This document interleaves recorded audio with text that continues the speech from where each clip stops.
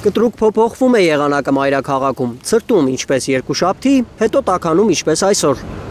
Բայց ձմռան արևոտ օրերն անհանգստացնում են մարդկանց, տարածված միֆ կա, թե տաք ձմեռը կարող է սեյսմիկ տատանումներ բերել։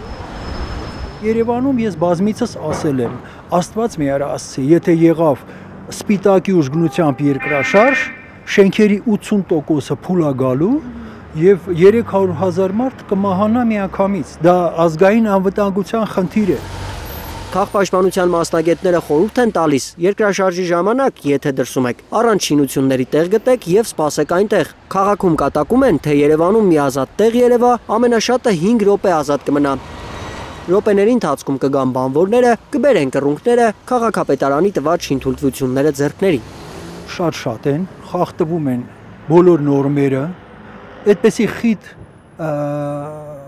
կառուցապատում չպետք է լինի։ Թույլատրելիից մի քանի անգամ ավելի խիտ են մայրաքաղաքում շենքերը, ահազանգում է ակադեմիկոս Միքայել Մելքումյանը։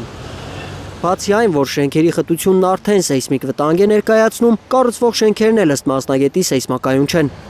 Մենք անտեսում ենք դա, անում ենք անգրագետ շինարարություն, բայց հրամցնում ենք ժողովրդին դա որպես սեյսմակայուն շենքեր։ Այդ թվում նաև դպրոցներ, այդ թվում նաև մանկապարտեզներ եւ այլն նույն վիճակն է տիրում, որովհետեւ դրանք կառուցվում են անգրագետ նախագծերով։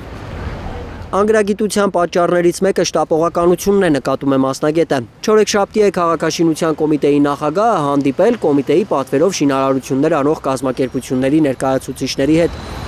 Վերջնաժամկետից շեղում չպետք է լինի, շինարարներին խիստ զգուշացրել է կոմիտեի նախագահը։ Ալբերտ Սերոբյան, Լիլիթ Գասպարյան, Աշոտ Մնոյան, Հայլուր։